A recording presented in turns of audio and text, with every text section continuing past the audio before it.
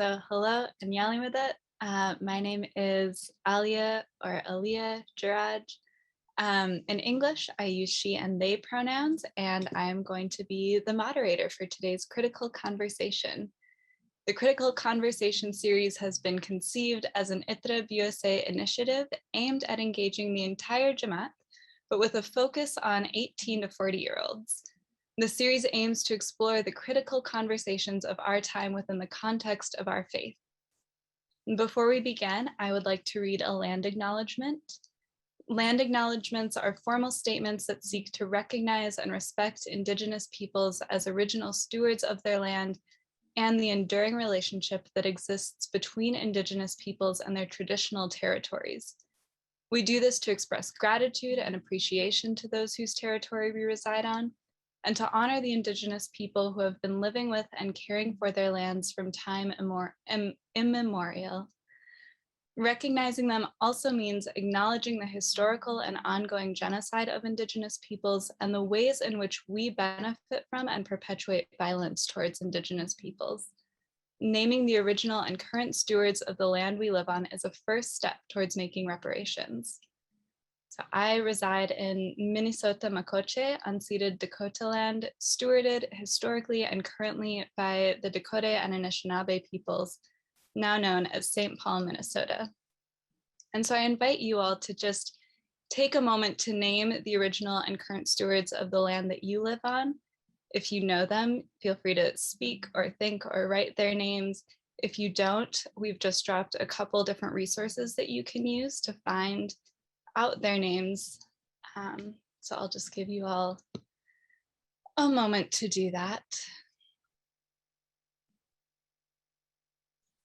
We believe that the work that we do in sessions like these is a part of our ongoing responsibility to acknowledge and address the ongoing harm to Indigenous peoples, and our work towards a society that is more just, equitable, and in keeping with our ethics as Ismaili Muslims. So thank you all for joining me in that. And I do really encourage you to use those resources, especially, as you travel, feel free to find out the names of whose land you're on. We're lucky that we have access to that so easily now. So during our session today, and in honor of Martin Luther King Jr. weekend, we are going to explore the origins of critical race theory, its basic tenets, and why this concept has become so polarizing. During the session, you'll see a Q&A box at the bottom, so feel free to drop your questions there. We're going to keep track and try to answer as many as we can during our conversation. And so with that, I am honored to introduce you to our wonderful speakers today. So first is Dr. Sunair Thobani. She is a professor in the Department of Asian Studies at the University of British Columbia. Her scholarship focuses on critical race, post-colonial, and transnational feminist theory and practice, colonialism, indigeneity, and racial violence, globalization, citizenship and migration, representations of Islam and Muslims in South Asian and Western media, and Islamophobia and the War on Terror. Dr. Thobani is an author of Exalted Subjects, Studies in the Making of Race and Nation in Canada, 2007, Contesting Islam, Constructing Race and Sexuality, 2020. She is also editor of Coloniality and Racial Injustice in the University, written in 2021, the co-editor of Asian Women Interconnections, 2005, and States of Race, Critical Race Feminist Theory for the 21st Century, 2010. She has served as Ruth Wynn Woodward Endowed Chair in Women's Studies at Simon Fraser University, and as the first woman of color president of the National Action Committee on the Status of Women.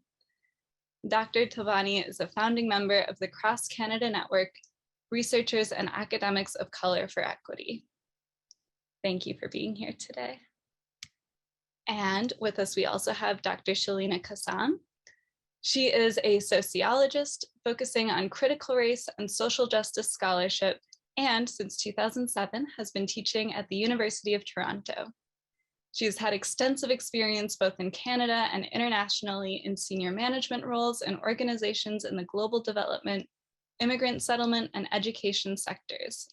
At the Institute of Ismaili Studies, Shelina developed curriculum and led international teacher education initiatives, including the Professional Teachers Education Program, also known as PTEP. As a consultant, Shelina has provided guidance, support, and education sessions to organizations on equity, inclusion, and organizational change. Shelina is a longtime volunteer both within the Jamaat and in not-for-profit boards in Canada.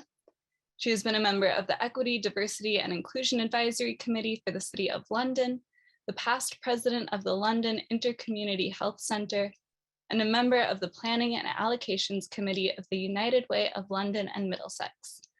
Within the Jamaat, Shelina has contributed to numerous Jamaati institutions, including ITREB Canada, as a national board member from 1993 to 1996, as a BUI teacher, a mentor to STEP teachers, and lead for secondary teacher education.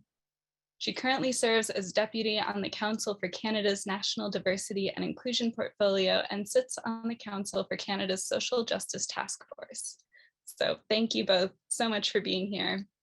And before we dive in, I'd just like to note that the views of our speakers expressed during the course of this discussion are their own. So let's get into it.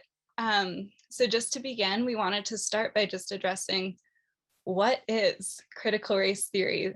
We know there are a lot of misconceptions around what it is. So Sunera, I was hoping you could start by just kind of telling us, what is critical race theory? How is it developed? I know it has a long history. And what are its basic tenets? Thank you. So I would like to begin by thanking all the organizers of this event. I'm very honored to have been invited to speak this morning. I'd also like to thank my co-discussants this morning. Thank you very much for the opportunity to learn from you. And I would also like to acknowledge that I live on Coast Salish territories. The University of British Columbia is located on Musqueam territories. And it's really important for us to acknowledge that Indigenous peoples are involved in struggles for sovereignty, and that for any project of social justice, we have to be building solidarity with Indigenous peoples. So what is CRT and what is all this ruckus about? So as the term suggests, CRT, critical race theory, centers the study of race. At its most basic level, it studies how race is constructed, how it functions as a relationship of power, how it is embedded in institutions, and institutions reproduce race, political, legal, social, educational institutions. And it also addresses how race shapes interactions at the interpersonal level. CRT challenges the commonly held idea that race is a characteristic that's innate to human beings, that it is an essential trait, or that it is fixed in its meaning. Instead, critical race theory seeks to study how race is actually constructed, how it is produced, and so here the focus is on processes of racialization that construct the meaning of race, and how processes of racialization shape communities as well as individual subjectivities. Critical race theory is therefore committed to ending racial inequality by developing effective anti-racist practices. So to really make it very concrete, for example, the category Black was constructed in relation to the transatlantic slave trade, and so this concept of Blackness actually has a history. There's a point at which it emerges historically. The construction of peoples of African descent as quote unquote naturally and biologically inferior, organized as well as justified the use of violence against them, their dehumanization and exploitation. Another example, of course, is the idea of Asians as exotic and as culturally traditional. This idea, of course, was tied to the construction of Europe and later the US, America, as modern, enlightened, progressive. the wealth and power of Euro-America, the idea of the superiority of whiteness, thus relies on the institution of slavery, as well as the colonization of most of the world and its peoples.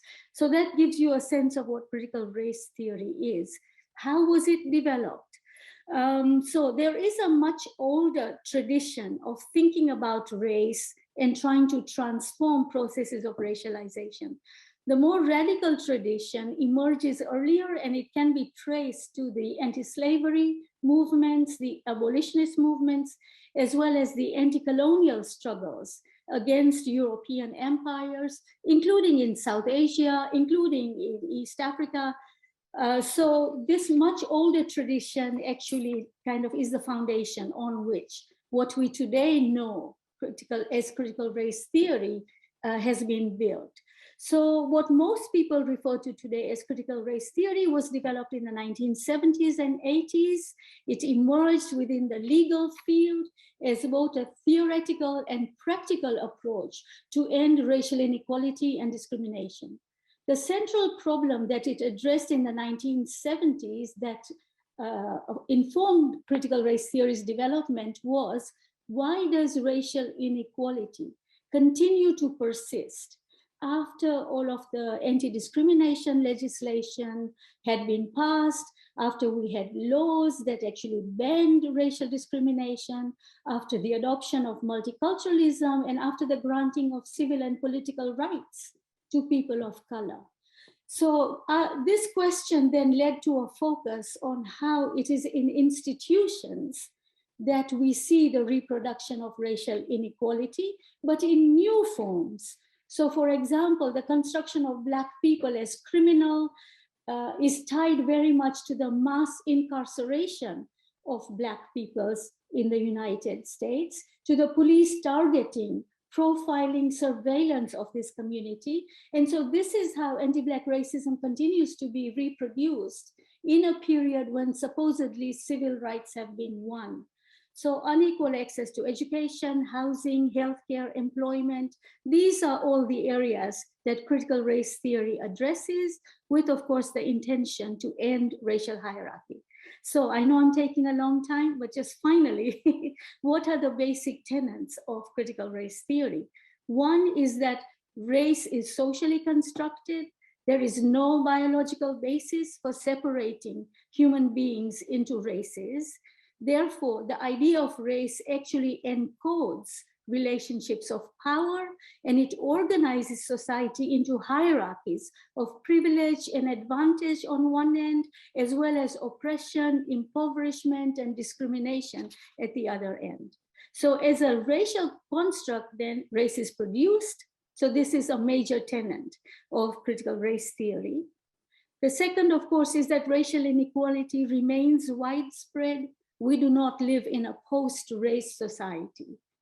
Race is central to the production of modern capitalist societies. It structures nation states as well as the international order. The second tenet then is, a kind of that active action needs to be taken to end this race, the production of race as well as the production of racial inequality. And so anti-racist praxis is absolutely crucial and vital, and taking action to end this is very much part of this theoretical tradition. So a long sort of answer, but I hope that kind of lays out the basic framework for how to understand what critical race theory is today. Yeah, thank you so much for that. And Shelina, was there anything you wanted to add? Yeah, I actually, I'll start by saying that I've rarely heard such a concise, clear definition of critical race theory. So thank you for that, Sunera. I want to actually echo some of what Sunera said, but before I do that, I want to first of all thank the team that puts this critical conversations together. I think it's a really important space for people in the Jamaat to have these conversations. I want to thank Alia and Sunera for engaging in this dialogue over the next hour or so. And I want to actually acknowledge that I am coming to you from London, Ontario. It sounded like I was in London, UK, which is a whole other London, but I am from London, Ontario, which is the traditional territory of the Anishinaabe, the Oneida Nation, of the Haudenosaunee Confederacy, the Munsee Delaware of the Lenape people, the Arawindaron, and the Huron-Wendat. And I want to, even as we have these conversations about justice and equity, I want to acknowledge the inequities faced by these indigenous communities on the land that they are the stewards of.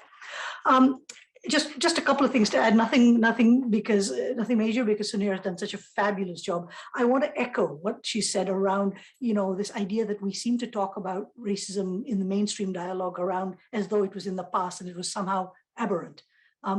Critical race theory really, really illuminates the idea that racism is not of the past. It is with us live and alive and well, and it is embedded in the systems, institutions, processes, norms, practices, in the very DNA of the society in which we live, if you want, right? Even if you look at the examples that we face, right? The idea that, it was just, for example, 2 years ago in Canada, that the RCMP invaded Wet'suwet'en territory to clear out land defenders who wanted to stop a pipeline from being built on their traditional territory, which is unceded and which has been recognized by the Supreme Court of Canada as Indigenous title. Right? This is a systemic example of how racism plays itself out. Gay men of color went missing in Toronto's gay village for years. It was only until a white man went missing did the police actually take action, say, oh, what's happening here, right? Because there's a systemic bias that is embedded in the institutions again. We've seen the Black Lives Matter movement argue for a long time about the needless deaths of Black men. So racism is deeply embedded in all of the societal structures, systems, processes. This results also over decades, over generations, in systemic disinvestment in racialized communities by governments, by public partners, by corporations. There is this idea that somehow there's essentially a systemic disadvantage. I mean, for example, in Canada, we all hear about the boil water advisories on Indigenous reserves, despite many attempts by this current government to deal with them. But I would argue, how long, for example, would this situation have continued if the boil water advisories were in white communities or in Toronto, Vancouver, Calgary, Montreal, Ottawa, right?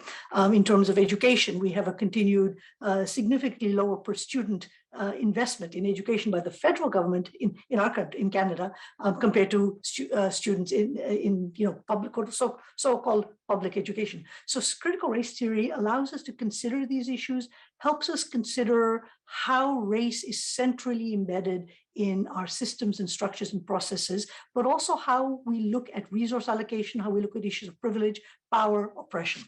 CRT, I agree with Sunera, decenters power and privilege and whiteness, and enables us to actually think seriously about how do we transform and dismantle these systems and these policies and these institutions.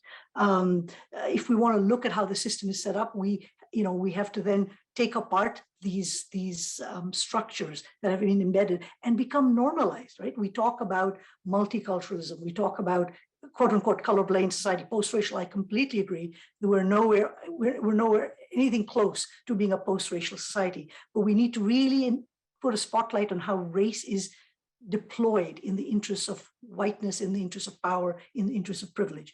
White supremacy often manifests itself as the normalization of racism, right? This idea that we have colorblind policies, which actually we don't. And we can trace, as Sunair said, the idea of race, the social construction of race, trace its origins back to colonization, back to the slave trade, even earlier back to anti-Semitic pogroms in Europe, British colonization of Ireland, German expansionism, et cetera, et cetera.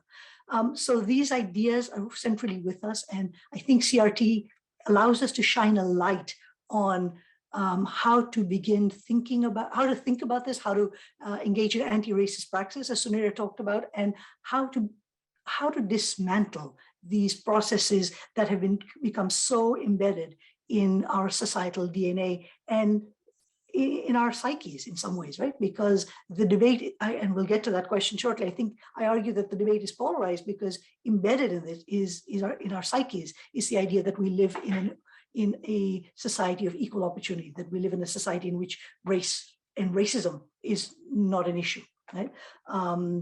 So CRT enables us to understand all of these issues, to situate them within deeper historical and systemic context. And we have to address these complexities. We have to actually do something about it. It's not enough to say, I'm an anti-racist, I'm a feminist. We have to actually work towards that. So that's kind of just my additional couple of thoughts that just pulling out some of the things that Sunera has talked about. Yeah, thank you both. I think just the highlighting the systems is really key here, and I think is helpful for people thinking about race, because like you were just saying, Shelina, it's easy to say, well, like, I'm not racist, but recognizing that I exist in systems and structures that are racist allows me to think about it in a broader way. So I think that focus on systems is really key to this conversation. And you touched on what we're going to get into in our next question, which is, so we've seen, CRT in the media, and people are reacting so strongly against it. So what is this reaction against CRT and against, incorporating it into our school systems? Why do people have such an issue with this theory? And Shelina, if you want to start. Sure. Thanks, Alia. So I think, I think where I want to start with, we're taught this idea in our society, we're very invested. We're taught to be invested in this idea that racism has ended, and that when it ended, it happened in sort of this top-down fashion, right? We think about Lincoln signing the Emancipation Proclamation, Lyndon B. Johnson signing the Civil Rights Act and the Voting Rights Act. We talk about official multiculturalism in Canada. When we do see people of color getting credit for quote unquote ending racism, and I'm going to put it in quotation marks because, again, obviously I don't believe racism is ended. We focus on individuals like Martin Luther King Jr. or Rosa Parks or Nelson Mandela, instead of the millions and millions of people who march, who've always resisted the forces of racism. And so this understanding of racism and the way it supposedly ended means that when we do think about racism nowadays, it's relegated to individual opinions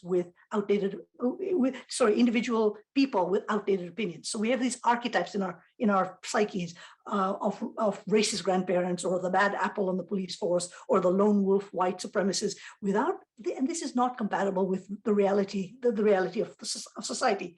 What we know about racism is that systemic. It's embedded in social norms and practices, institutions, and in psychology, in our psyches.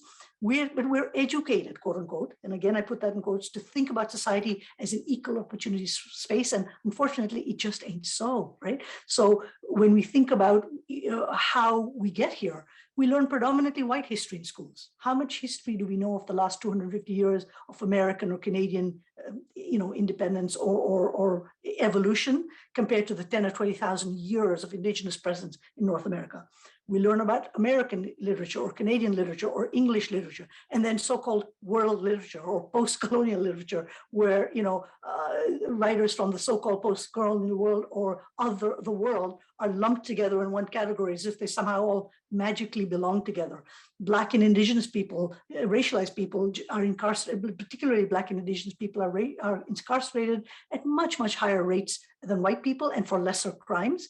And there's this pervasive narrative of criminalization that justifies this increased surveillance and punishment.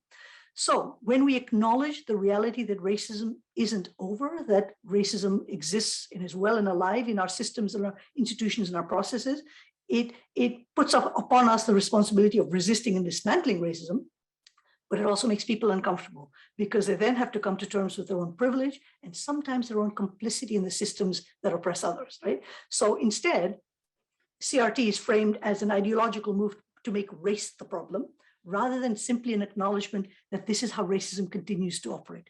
Right?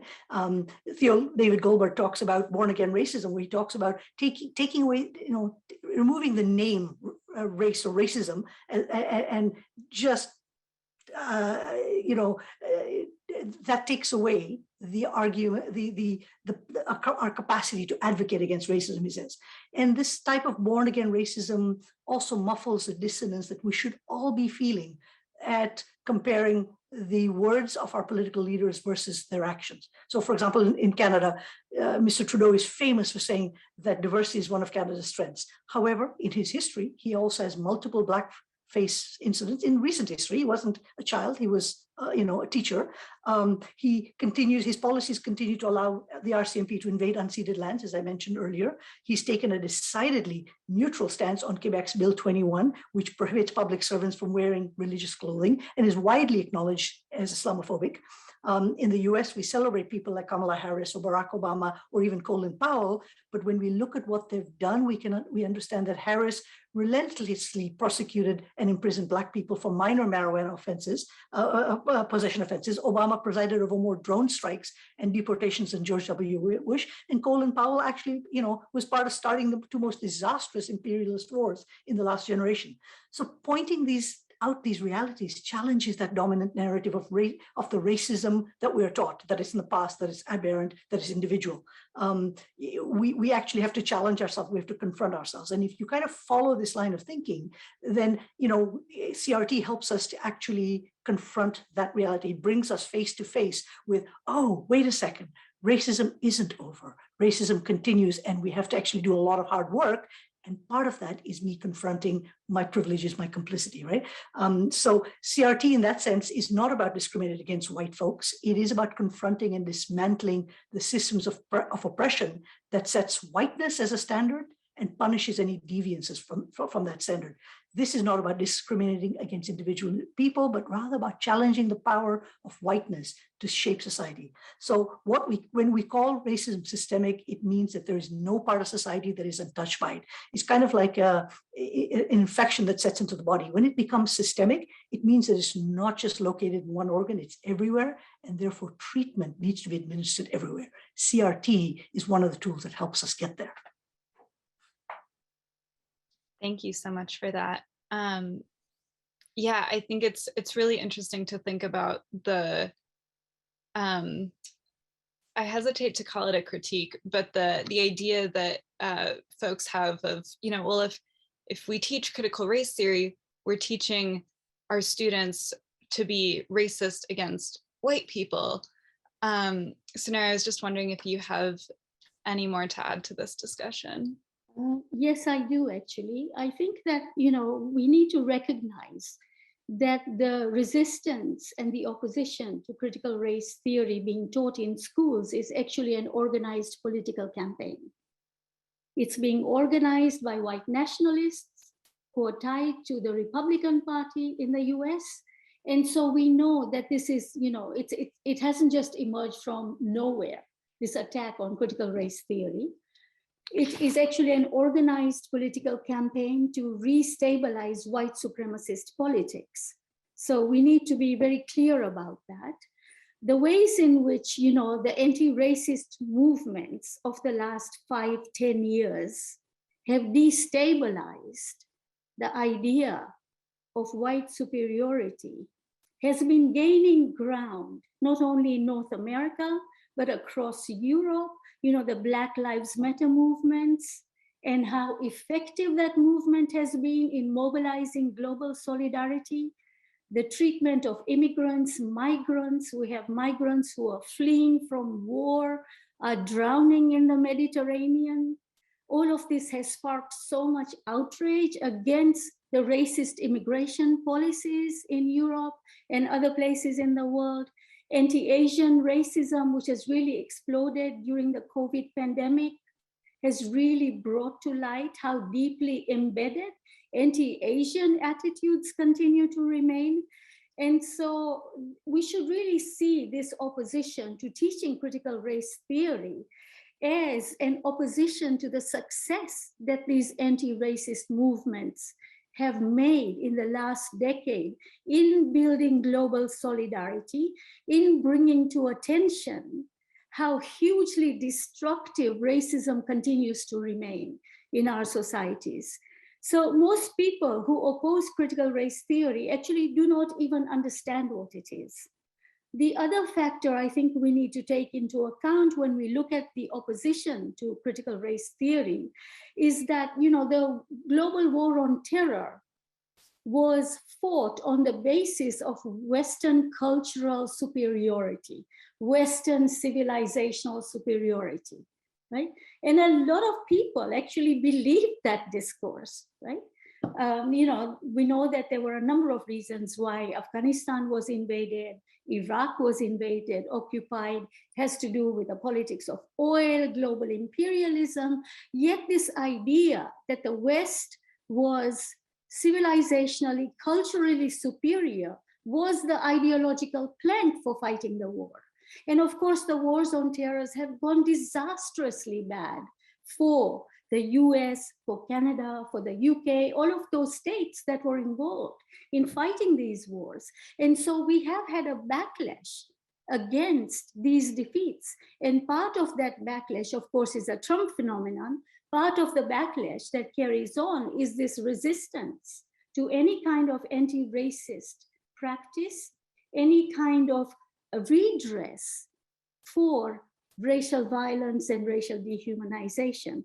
So I think we have to recognize that this opposition is a lot of fear-mongering by white supremacists. The idea that CRT is reverse racism is really ridiculous. The same kinds of arguments were made against employment equity, against opening immigration policies to people of color in the 1960s. So, we need to think about this historically. And really, critical race theory has been taught since the 1970s and 1980s. So why suddenly this, huge sky is falling approach to critical race theory? And I think, that we really need to be very critical about where these attacks are coming from and not normalize them as people just feeling insecure or uncertain or not knowing. It is an organized political movement to try and actually reverse the gains, limited as they are, that anti-racist advocates have made. Thank you so much for that. I think also just the phrase reverse racism always gives me a little bit of a somatic response, because I think critical race theory, if we accept it, it teaches us that race is embedded in systems and it's about power. And so the idea of reverse racism is actually something that doesn't make any sense if we seek to understand race and racism as systems of power. So thank you for bringing that up. I wanted to shift this conversation now a little bit to thinking about, we're having this conversation, these critical conversations exist within the context of our Jamaat. So thinking about critical race theory as Ismaili Muslims, why should we be invested in learning about it? What does it have to do with our Jamaat? And I am curious how both of you would think about how can CRT help us again as our community, as Ismaili Muslims, to better understand ourselves, our histories, and how we have been impacted by these systems of racism. So Shelina, if you want to start.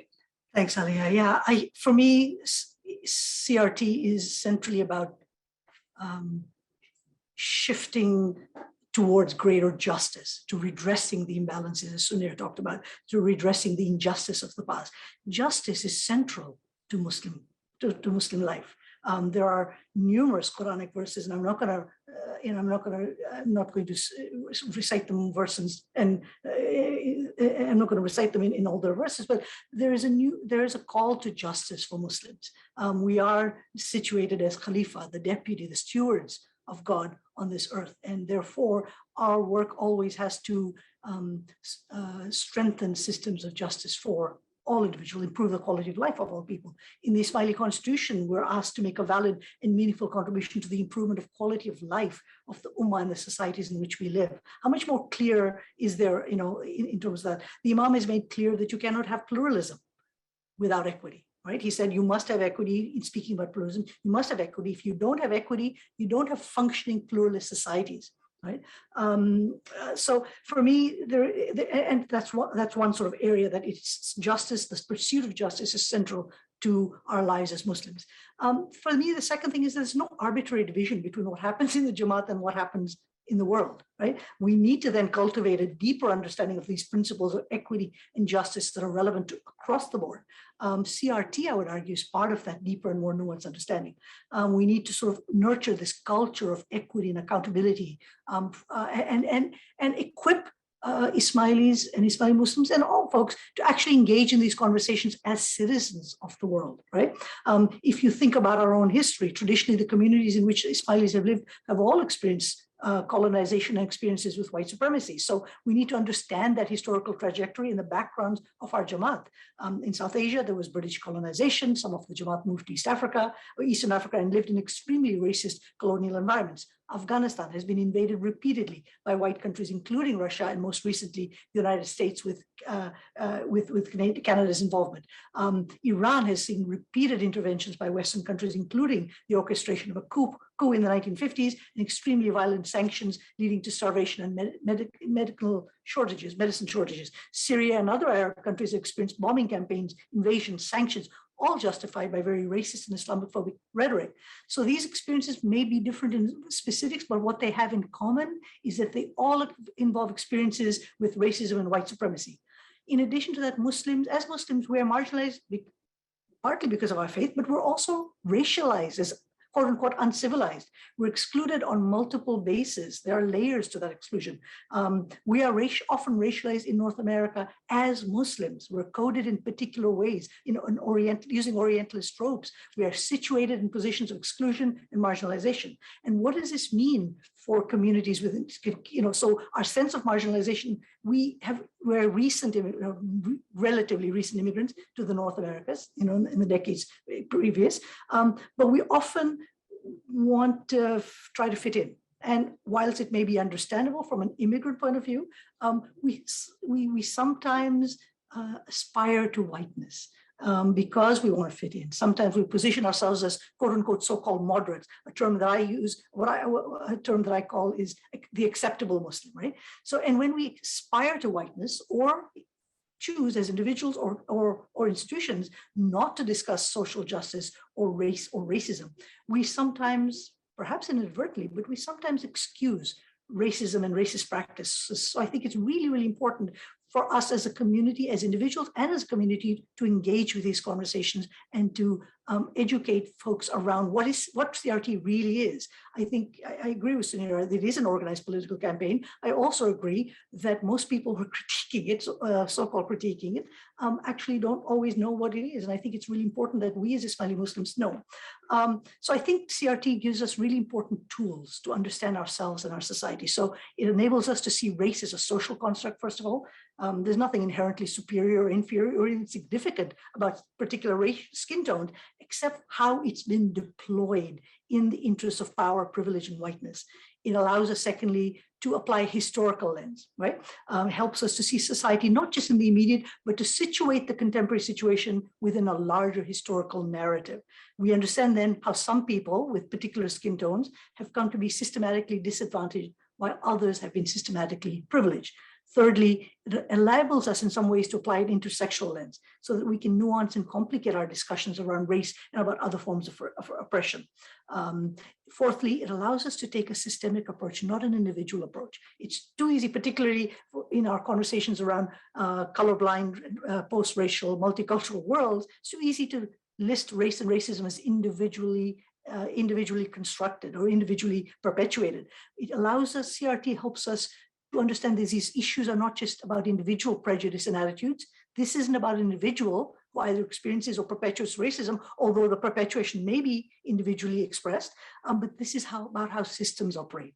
Racism is not simply the result of personal or private prejudice. It's produced and reproduced all the time by laws, by rules, by practices, by norms. As I said, it's in societal DNA, right? And therefore we need to call it out and we need to begin to dismantle it.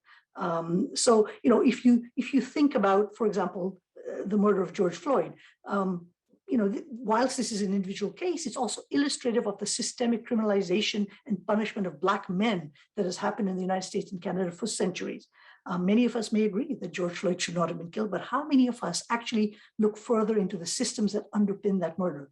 right? Policing in North America has always been about patrolling and surveilling racialized people. That's its genesis, right? For example, in the American South, the first police were patrolmen who stopped people seeking freedom from slavery. In Canada, our first police force was founded in Toronto in 1834, the same year that slavery was presumably abolished in the British Empire, right? The RCMP was formed as a Northwest Mounted Police with the explicit purpose of maintaining quote unquote order among Indigenous communities, right? Played a huge role in suppressing the Red River and Northwest rebellions by Louis Riel.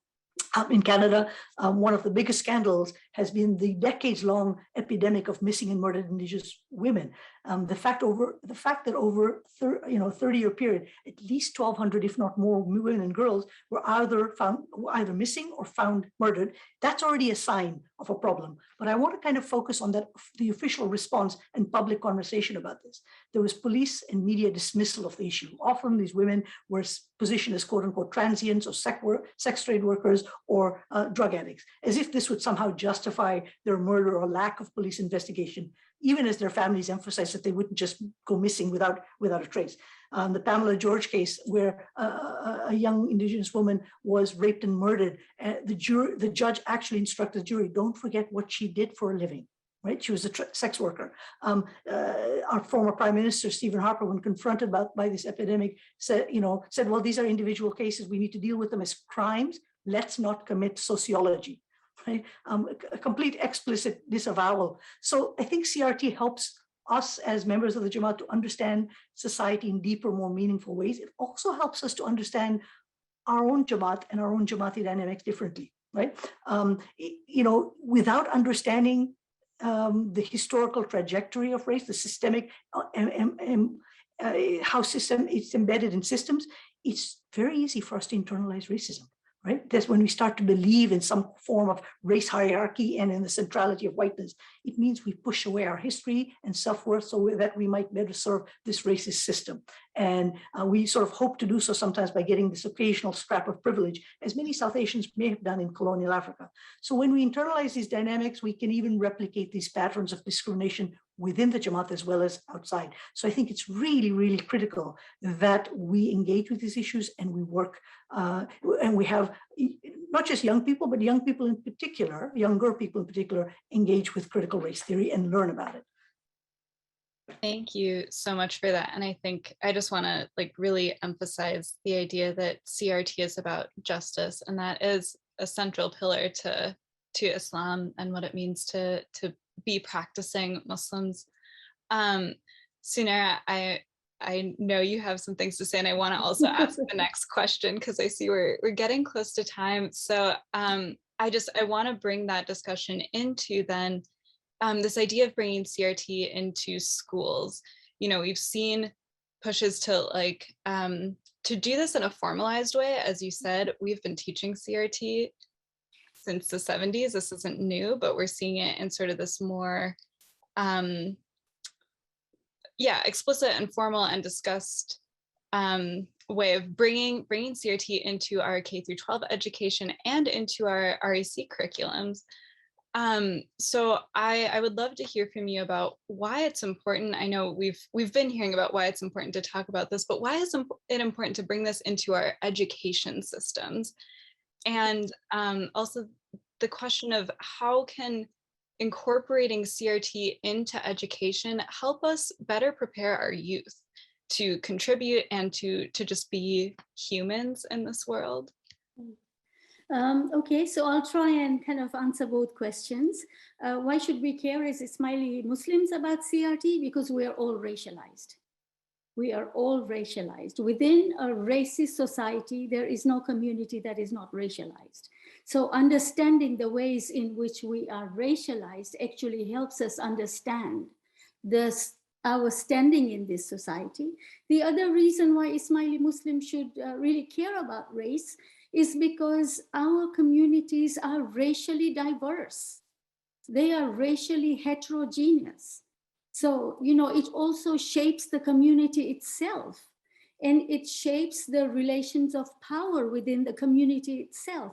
It's not as if the Ismaili community is just one monolith. The Ismaili community is also racially diverse. And so it becomes really vital, unless we're going to privilege one sector of the community, to understand the internal racial hierarchies that exist within the Ismaili community too. So that's another reason. As Ismailis and as Muslims, we're all subject to racial profiling. The global war on terror has equated terrorism with Islamic culture, Islamic belief and practices. And so Islamophobia is also a discourse of racism. And so whether we like it or not, we have all been racially profiled. We're subject to racial profiling. And that racial profiling has justified vigilante violence against Muslims in order, in addition to increased state surveillance, state policing. Vigilante violence also has, become legitimized. Racial profiling by the state, anybody who looks like a Muslim, which, when we look at the statistics, it's Black and brown people, right, who quote look like Muslims. So we are all racialized. The idea that somehow we're not is, just untenable. And I want to add one more point to Shelley's very important point about Islam's call to justice. Islam calls on Muslims to fight against zulm. And racism is a terrible form of zulm. And so we also have to use our own kind of, Islamic concepts to try and understand, right? How this dehumanization, how racial violence, how racial dehumanization is also actually something that Islam does not tolerate. So it becomes a really important perspective also from using Islamic concepts and knowing not just kind of, social justice, but very specific injunctions on fighting against zulm. And this is one of the worst form of zulm that we're living through right now. Okay, so the importance of teaching our youth and our children in the education system. We just completely fail our children and our youth when we don't teach them about racial dynamics and about how this society is actually structured. Keeping critical race theory out of the curriculum means that we are teaching our children and our youth to see the world and their place in it through the white lens, which erases our histories. It's based on the erasure of our values, of our consciousness, of our being for ourselves in the world. And so we really utterly fail our children and our youth. We don't give them the skills to actually be able to negotiate this world in which they live and they work and they interact inside the community as well as outside. So I think it's a terrible dereliction of responsibility and duty if we leave our children completely vulnerable to looking at the world through the white lens. And then, of course, as the feelings of inferiority, the feelings of not belonging, the feelings of being an imposter, being an outsider, all of this is tied to how racial hierarchy gets internalized. So equipping our children, equipping our youth to really stand up and to struggle against this becomes really important. Not teaching our youth about critical race theory also leaves them at a great disadvantage in understanding global politics, in understanding the North-South divide, in understanding what all these wars and violence are about, in not even understanding what their own place is in the world. So I think that for these reasons, it becomes really important. And at moments of crisis, it is people of color who get scapegoated. And so by not teaching our children, our youth to understand how race is reproduced in policies, in state practices, we make them easy targets for whenever there is a crisis, blame immigrants, blame third world people for overpopulation, blame Asians for COVID, blame Muslims for the war on terror, right? We leave our children incredibly vulnerable to being scapegoated and targeted by these ideologies because we do not give them the tools to actually struggle against them and to work to both protect themselves, their communities, but also to work towards changing this world. So I think we really do a terrible disservice to our children. People often tell me, oh, children are too young, they should be protected, they shouldn't have to think about this. But our children go to schools where they are targeted, where they are bullied for who they are. And when they come home, there is no place. The teachers will not listen to them, do not validate their experience if they have themselves not been trained in critical race theory. They come home. Adults don't know how to talk about racism because they themselves are so invested in denial, in minimizing, because that's how we survive in this society. So I think, I just can't say it strongly enough, how much we actually leave our children vulnerable and what a great disservice we do to them by not teaching them how the societies in which they live and build their lives are actually formed.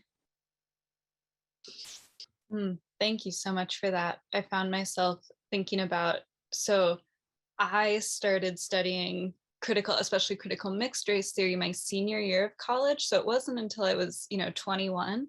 And it gave me such a power. I worry that people think about critical race theory and go, oh, well, we don't want our kids to learn that they're oppressed and to internalize these, that these systems are working against them. But I know for me, being able to understand those systems and like you were saying, kind of put into context, like, oh, my, imposter syndrome is actually not about me. It's about these systems that I've been living in my whole life, gave me so much power.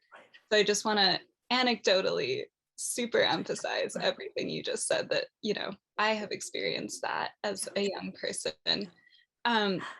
I know, I see you, Shelina, can I ask the last question and you can move into it? But so I know we also want to leave some time for questions from our viewers. But I just wanted to see, so we've talked about how CRT is not just about learning about this, it's learning about then how to disrupt it, how to dismantle it. And thinking about systems can get so big and scary and feel like almost like a freeze response. So I'm wondering, how do we now as individuals take on this work? And yeah, Shelina or Sunair, whoever wants to start. You want to go, Sunair? Yes, I can go first. So how do we take on these systems? Our starting point has to be that we engage with these systems every day, all the time. Right? And so we are at a great disadvantage when we don't understand them, when we don't know how to negotiate them effectively. They leave us disempowered and they leave us disenfranchised. So we're already engaging with these systems and structures of power. So I think it's absolutely vital that we understand how they actually operate, right? How they make a mockery of the idea of meritocracy. I think people who believe in meritocracy should be really interested in making it real, in bringing that about. And the only way to do that is by ending racial inequality as well as other forms of inequality. So I think learning how race is constructed has to be tied to a commitment to bringing this this form of power, oppression, violence to an end. Many activists, work to reform the systems from within. So, there are many different approaches to anti-racist work. There are lots of people who are working to reform laws, to reform educational policies, but CRT, the whole anti-CRT propaganda has made CRT seem like this sort of uncontrollable wild beast, really. But there are many levels at which people resist racism. Part of it is, as I said, reform institutions. If you're in a position of power, then that's something that people are working on bringing about. Others are more interested in dismantling this system, in ending the carceral state. Black Lives Matters, for example. And so learning what the differences are and what the limits to reforms can be. And so learning to become allies with those whose politics, whose opinions, whose views you might not agree with fully, but in diagnosing what the problem is, you do understand, that this is a common problem. And so, you know, I think learning about different social movements and learning to support them to whatever extent that people will is really important. And so even as you're working to reform or challenge or standing up to racism, it becomes really important to understand what the Black Lives Matter perspective is. Why is it different from yours? And so being in communication, in dialogue, becomes really important. Nobody has all the answers. There are different pieces to this puzzle. It's a long 500-year history that's brought us to this point. And so, you know, building alliances becomes really important, and the willingness to learn becomes crucial. Yeah, if I can just, yeah, that's great. I completely concur. I think I just starting off with the last question, I think we really do it. Our kids are disservice. We don't have them engage and learn, because they are dealing with it every day. If we don't get them to engage and learn about it and teach them CRT so that they understand their place in the world and how they can work towards greater justice, effectively what we're doing is we're abandoning them to the white lens, as Sunair said, but we're also encouraging them, implicitly to align with power and privilege. We're encouraging them to say that Black lives or Asian lives or Indigenous lives are not worthy of my interest, and think what message we're sending them. Where we think we're sending them a message of neutrality, effectively we're sending the message of power and privilege.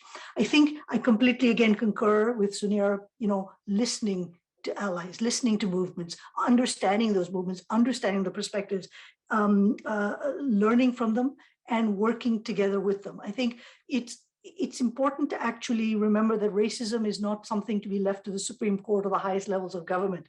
It is and always has been something that affects all of us, and we can also each of us play a part in helping to dismantle those systems. And yes, I agree, Sunera is right, where people only abandon reform when they're not getting places. You know, these movements have been around for generations, and where the system has not heard them, you know, it becomes even more urgent because lives literally are on the line. I think it's also about understanding that it's not about big heroes always, right? We remember Mandela as an anti-apartheid leader, but let's not forget that apartheid actually began to, you know, fell while he was in prison. It was the people of South Africa and their global allies who resisted through strikes, through boycotts, through sanctions, through unrest. It really is about movements of people that come together to work in solidarity together. I think sometimes even keeping things local makes us acknowledge how close to home some of these issues actually are. So to center the voices of those who are most marginalized, to work in allyship with them, to work in solidarity with them, and and sometimes it could be an act of bearing witness, right? I'm always blown away by the young woman, the 17-year-old young woman who continued to take, even though people tried to intervene in the murder of George Floyd, police wouldn't let them. She continued in the face of intimidation and threats to continue to bear witness through the use of her cell phone. And they tried to get her to stop, and she said, you can't stop me. That bearing witness in the absolute worst case, to actually bear witness to the realities and the pain and the victimization of the most marginalized voices, so that we can work together to hold people accountable. I think we do, you know, we hear a lot about cancel culture. For me, I don't believe in that term. I want to help build an accountability culture in society and the world over, where we actually hold ourselves accountable for our actions, our thoughts, our perceptions, but also the systems which we believe serve us, where actually they serve those who have the most power and privilege. So I'll stop there because I know we want to engage in conversation with others. Yeah, thank you so much. Hearing you both talk makes me think. I've been working through reading Emergent Strategy by Adrienne Maree Brown, and it's just been really helpful to, you know, in thinking about critical race theory and thinking about these huge systems, to then also think to this like micro level. And Adrienne Maree Brown talks about how can we imagine a system working differently if we are still operating in our interpersonal relationships in the same hierarchies of power that these systems operate on. So I really wanted to emphasize that the work that we do internally and with each other and with our families and our friends and our loved ones is, I subscribe to the idea of emergent strategy, that is also crucial to this work. So thank you so much for this discussion. I feel we could talk for hours. I do want to get to some of the audience questions. So the first one, I think maybe we can move through quickly, but Sunair, there's a question. Could you explain a little more about the concept of Zul and what does it mean? And I think you're. Sorry, I'm muted. So I was referring to Zulm, tyranny, cruelty, oppression. It's a very complicated term. And it's something that Muslims are called upon to resist, to fight against. So that was the concept that I was talking about. Mm-hmm. Yeah. Thank you. Mm-hmm. Our next question says, MLK famously said that the greatest stumbling block to freedom was not the Ku Klux Klan, but rather the white moderate, more devoted to order than to justice. Can you offer some thoughts onto how we might think about this statement within the context of our own community and our collective response to the opposition to CRT? I'm happy to go first, Sunera, if you want to go first. No, go first. I'll okay. Go. Yeah, I use that quote often because I think it's a really, really powerful comment about the folks who presumably choose not to take a side, who feel that I want to be moderate, I want to be neutral, and I want to challenge that notion of neutrality. I don't think there is, we live in the material world, we live in the human world. I don't think there is such a thing called objective truth when we're talking about society. Everything begins from our positioning and how our positioning will shape how our experiences, our opportunities, the way we think about society. So I think it's really important to start there and to say, look, those of us who want to believe in moderation, in neutrality, I think I want to take that apart by saying, look, what we're effectively doing is we are taking the side of power and privilege, which is effectively a really narrow version of society, right? And I think maybe certainly in our own situation, I've often heard the phrase in our Jamaat that we can't take these stands because it's too political. We can't engage in these questions. We can't discuss these questions because they're too political. So first of the thing I want to do is distinguish between political and partisan. Right? Partisan, of course, is to support a particular political party or candidate, but if some positions are deemed so-called too political, let's challenge it. Let's deconstruct that, right? So, for example, grassroots movements for social justice are sometimes called too political because their aims are seen as controversial, when effectively what that is a movement for justice and equity and justice and fairness in life, right? When we espouse views that are ostensibly, quote unquote, apolitical, I will argue that we're effectively reinforcing those positions that are taken for granted because they become hegemonic and dominant. And hegemonic and dominant through ongoing historical and contemporary domination of power and privilege, right? So we therefore align ourselves, even though we may think that we're being neutral and apolitical, we effectively align ourselves with power and privilege, which actually is a very narrow set of values. Our decision individually or collectively to remain apolitical is actually quite the opposite. It normalizes and depoliticizes those ways of being that unfairly advantage some over the others. It normalizes white supremacy. It normalizes inequity. It normalizes injustice. And I, for one, and certainly don't want to participate in that normalization. I want to shed light on them, and I want to work in solidarity towards either reform or dismantling of those systems that propagate injustice, right? And then what, again, as I said earlier, what is the message we're sending? If we characterize the Black Lives Movement, for example, which is one of the ones I've heard this about, if we characterize that as being too, quote unquote, political, are we implying really that Black lives are too politically charged for our attention and advocacy? If we say that Indigenous struggles for sovereignty or movements advocacy for the unhoused or working class folks. In characterizing these struggles as too political or not neutral or whatever the term is, we are also deeming these struggles to be unworthy of our consideration and support, and we participate, we become complicit in those systems that are unjust, and we contribute, as Sunair said, to zulm, to tyranny, to injustice. We then reaffirm these perspectives that are rooted in power and privilege. So that's my comment, that sometimes that notion, what Martin Luther King talked about, of sometimes our biggest struggle is the white moderate. What he's saying is that those who prefer order over justice are actually complicit and actually stand in the way of justice. Thank you for that.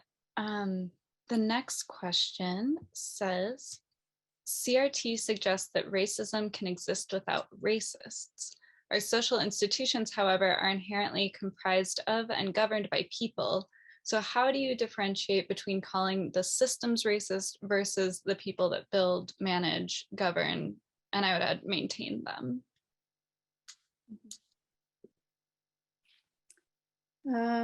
It's a very interesting question.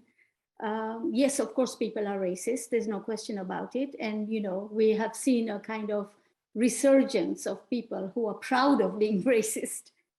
So certainly people are racist, and CRT recognizes that. CRT also, by arguing that all of us are racialized, although in different ways and to different ends, are all tied together. We're all connected within a kind of hierarchy of race. So yes, certainly the systems do reproduce racial inequality, racial violence, racial domination, but so do people. And sometimes people do that without actually actively being conscious of how they're doing that. Right? And that's why CRT becomes really important, because then we learn to think about race, to identify it, to work against it, both at the consciously expressed level of racist movements, racist organizations, racist individuals, as well as the kind of unconsciously reproduced at the level of institutions and practices which have become normative. Right? And so CRT actually addresses how race is practiced at both this level, at the individual level as well as at the institutional level. To just focus on the institutions, of course, would be a part of the picture. But certainly, yes, there are people. And, I really want to emphasize the importance of education, because race thinking is embedded in the Western philosophical tradition, in the Western political tradition. Western theory is totally, thoroughly saturated with race theory. And so even when we talk about politics as somehow being beyond race, that is actually one way in which race gets reproduced. So all of these theoretical traditions that come out of the Western philosophical, political, sociological, legal traditions, they're heavily invested historically in the production of race. The canon, their key thinkers explicitly endorsed the racial hierarchy at a global level. And so, we have to think about the impact that this continues to have on intellectuals, educators who might think that they themselves are not individually racist, and they might not be practicing racism, but the concepts that they use, the theories that they use are all grounded in race thinking. And so, all of these, of course, are arguments to teach CRT at every level. Right. If I could add to that, I think also when we understand, I think the idea of so strongly wanting to not be racist is something that actually learning about critical race theory can help us let go of, because if we acknowledge that we live in and participate in racist systems, we have to acknowledge that we ourselves perpetuate racism, right? And so it's, I think the the question of wanting to be able to look at a person and say that person is not racist is actually feels really unhelpful to me. And I think that's where the idea of like anti-racism comes in of, you know, you can't, I don't think I can say, or anyone here can say that they are not racist, but I can work to learn about how I think, I forget, maybe Shelina said racism is embedded into our psyches, and to how to work against that and become actively anti-racist. Well, the only way to be not a racist is to be actively anti-racist. There is no other way. Right. There just is no other way. Mm-hmm. So I think that we really need to make that part of our common sense. Right. That the only way to not be a racist is to be actively an anti-racist. And in an ongoing way, all the time, every day, absolutely. And also knowing that how racism gets expressed, how race gets constructed, keeps shifting, it keeps changing. Right. So to say, oh, I'm not racist because I don't believe that there is a biological hierarchy, well, that doesn't do us any good because racism is not organized presently in that way. Right. That is part of how it has been constructed. It shapes how racism is expressed today, but it's expressed today through discourses of pathology, of criminality, of terrorism, in terms of how Muslims are racialized. Right, right. And so we need to also be aware that how race is organized and expressed also keeps changing. Right. Thank you. This conversation it's so exciting to be able to have this conversation in this context and with the two of you. Can I just add one comment, just building on that, actually, Alia? You know, those of us who've been engaged in this conversation around justice and anti-racism for decades, I want to just build on what you just said, that some of those conversations have been very lonely ones over the decades. And only recently, over the last couple of years, have we found resonance in other voices, other Ismailis saying the same thing, having platforms like this. So I just want to kind of comment on that there has been cognitive dissonance that certainly built in me as I was growing up in my early 20s, way back when, that there are things I could talk about and engage with and build allyship with outside the Jamaat, and not necessarily, I had to restrain myself within the Jamaat. And that cognitive dissonance is not healthy. And that is exactly why we need to continue teaching. We need to teach our kids to engage with critical race theory and movements for solidarity, because that cognitive dissonance is not healthy for young people and for anybody. So I just kind of want to give that shout out to this particular platform, as several others have certainly in Canada and in the United States, in building this conversation and building this movement. Thank you. There's a question that I want to get to about having these conversations with children. And so I think I'm thinking of especially little ones. What recommendations do you have on engaging in conversations about race with our children, both as children of color and understanding the issues of race around them? Well, shall I go first, Shelly, or would you? Okay.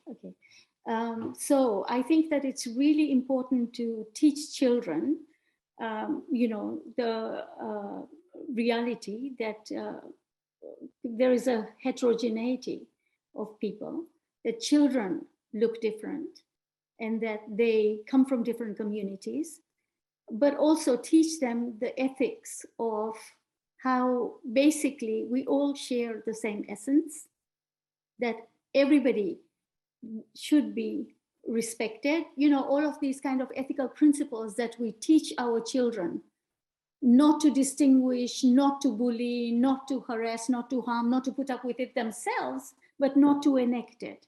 So I think, and studies have shown that very, very young children develop racial attitudes. So even if within the home, children are not being, exposed to racist thinking, the outside world is teaching them that, and they're absorbing that. So I think that kind of conscious discussions with children, whatever age they are, whatever level they are, to teach them basic respect and the idea that, yes, people can look different, but that doesn't mean that they should be treated differently, that they don't feel the same levels of pain or don't have the same kind of aspirations, ambitions. I think children have to be taught, and children have to be actively encouraged to interact with communities who are disenfranchised, who are dispossessed, right? To stay only within their own community is something that, you know, will not be with them for very long.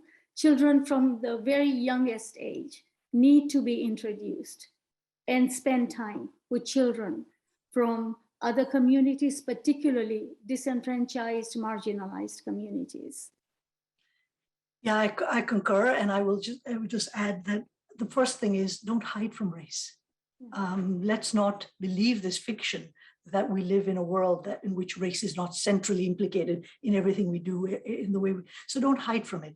Deal with it. Speak about it. But let's not make difference as an excuse. Let's not teach our kids that difference is no excuse for injustice.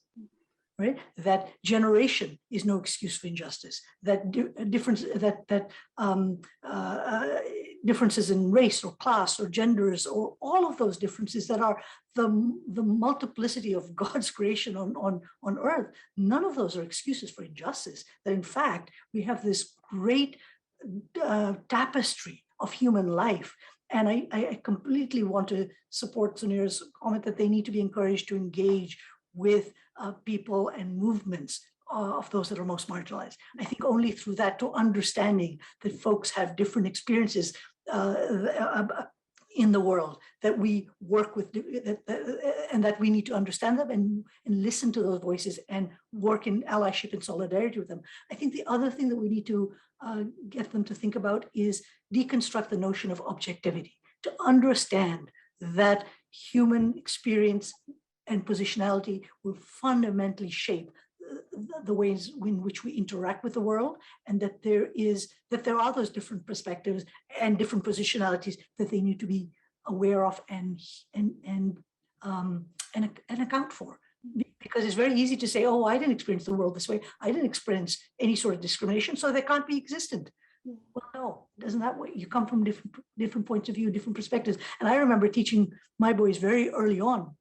I've got two sons, mixed race children, and I attempted to teach them very early about this notion of different positionalities. It's very easy. It's surprisingly easy to do, not in that language, obviously, but to get them to understand that there's those different perspectives. Yeah. I think one thing I would like to emphasize is that children really learn from observing what their elders do. They learn from their parents, they learn from their families, they learn from the communities. And so if they are being taught, you know, you can talk to children as much as you want to, but how you act and behave in your own life, how you interact with this whole idea of quote unquote difference, really will shape children much more profoundly than sitting down and having a conversation with them. And they absorb our thinking, children are great learners. They're watching every single thing that we're doing and they're learning from that. Right. So, if you want to teach children, you need to start with yourself. Right. Thank you both so much. I think, that feels like it encapsulates a lot of what we've talked about. And I think the idea of, again, starting with ourselves, I think also the idea around just not shying away from these conversations with our children, with our friends, with our parents, with our grandparents. And kids also ask the best questions. Kids ask such poignant questions. Right. So I know we're just about at time. I would love to keep this conversation going. We had so many questions, and I'm so sorry that we weren't able to get to all of them, but I hope that this conversation can be a launching point for future conversations. So we'll be sharing some resources. I hope some of those can help to answer some of the questions that we've seen. Thank you so much, Shelina and Sunera. This has been so wonderful. And just a couple of announcements. So in the chat box, we're gonna post some additional resources shared by our two incredible panelists. Please use them. please, like if you've been asking questions, if you've been engaging in this conversation, let this be the beginning of it. Second announcement, there will be a recording of this conversation and recordings of past conversations, and you can find them at the Facets of Faith page on the Ismaili USA. That link is also dropped in the chat. Please look out for more info on the Ismaili USA webpage and social media pages for young adult conversations this week and our next critical conversation. And as you leave, a survey is going to pop up. Please take it. It helps us, plan for further future, more robust conversations. So thank you all so much. Thank you, Shelina. Thank you, Sunera. Thank you for everyone who's here, and Yali Madat.